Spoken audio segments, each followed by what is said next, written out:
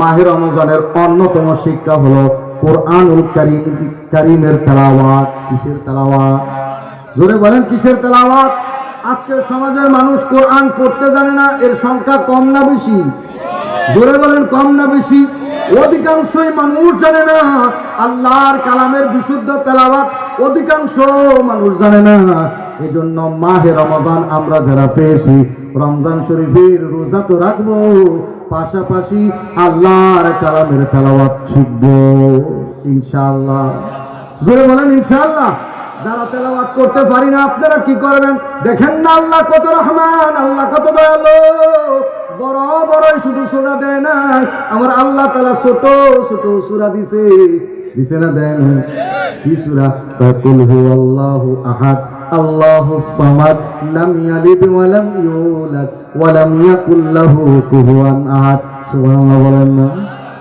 শুধু সূরা বাকারার মতো, সূরা আলে ইমরানের মতো বড় বড় সূরা যদি দিত, সূরা কাহফের মতো বড় বড় সূরা দিত, সাধারণ মুসলমান কেমনে নামাজ পড়তো?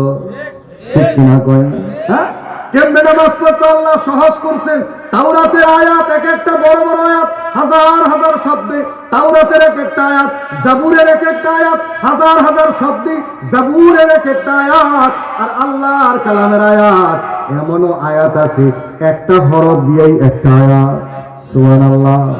যেন বান্দার কষ্ট না হয়ে যায়, বান্দা যেন পড়তে পারে কুল হুয়াল্লাহু আহাদ আল্লাহুস সামাদ লাম ইয়ালিদ ওয়া লাম ইউলাদ ওয়া লাম ইয়াকুল লাহু কুফুয়ান আহাদ। পড়েন নাই আপনারা? আমি কিন্তু 20 পারা কোরআনের সওয়াব আমার আমলনামায় হয়ে গেছে। যারা পড়ছেন আমার লগে আগু হয়ে গেছে। বলেন আল্লাহু আকবার। আর একবার পড়েন, 30 পারা হবে। কুল হুয়াল্লাহু আহাদ, বলেন কুল হুয়াল্লাহু আহাদ আল্লাহুস সামাদ লাম ইয়ালিদ ওয়া লাম ইউলাদ ওয়া লাম ইয়াকুল লাহু কুফুয়ান আহাদ। কয়বার হলো? 3 বার হলো। আল্লাহর নবী বলেন, যেই ব্যক্তি সূরা ইখলাস 3 বার পড়বে, আমলনামায় 1 খতম কোরআনের সওয়াব হবে। যে ব্যক্তি 6 বার পড়বে, কয় খতম হবে? 2 খতম। যে ব্যক্তি, আল্লাহর নবীজি বলেন, উম্মত আমার তোমরা যারা 3 বার পড়বা কোরআনের সূরা, যারা কোরআনের সূরা অন্যতম সূরা ইখলাস যারা 9 বার পড়বে, তাহলে কয়বার খতম হলো? 3 বার। আল্লাহর নবীজি বলেন 10 বার যারা পড়বে, কয়বার? জোরে কয় না, কয়বার? 10 বার যারা পড়বে, সূরা ইখলাস যারা 10 বার পড়বে, পড়তে দেরি হয়, আল্লাহর নবীজি বলেন আমার উম্মতের জন্য আল্লাহ তাআলা জান্নাতে বালাখানা বানাইতে দেরি করে না। জোরে বলেন না সুবহানাল্লাহ। আর এই কোরআন পড়বো তো ইনশাআল্লাহ। মনে রাখবেন, কোরআন আপনি ধরছেন তো আপনি বাঁচছেন, কোরআন ছাড়ছেন আপনি মরছেন। ঠিক কিনা বলেন? এই যে দেখেন সমাজের মধ্যে কত ফিতনা, কত ফাসাদ, আজকে কত রকমের দুর্নীতি চলে, কত রকমের অপকর্ম চলে। এগুলি সব কিছু চলার কারণ কি জানেন? এই সমাজের মানুষ কোরআন ছেড়ে দিয়েছে। ঠিক কিনা কর?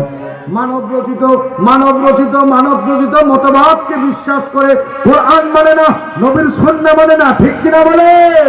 আল্লাহ তাআলা কি কয়? ওয়ামান আরাযা আন যিকরি ফাইন্না লাহু মাঈশাতান দানকা ওয়া নাহশুরুহু ইয়াওমাল কিয়ামাতি আমা ক্বালা রাব্বি লিমা হাশারতানি আমা ওয়া ক্বাদ কুনতু বাসীরা ক্বালা কাযালিকা আতাতকা আয়াতুনা ফানাসিতাহা ওয়া কাযালিকাল ইয়াওমা তুনসা।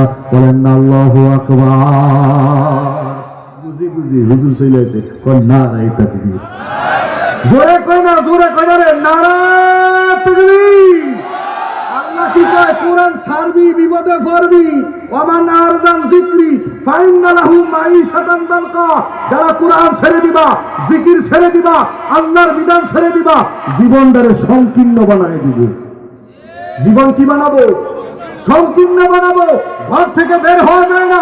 দুর্নীতিবাজ, সাদাবাজ, খুন, গুম আমাদের দেশে আসে না নাই? একটা কারণ, কোরআন ছেড়ে দিছি তার কারণ। ঠিক কিনা বলেন? নবীর সুন্নাহ ছেড়ে দিছি, ঠিক এই কারণ।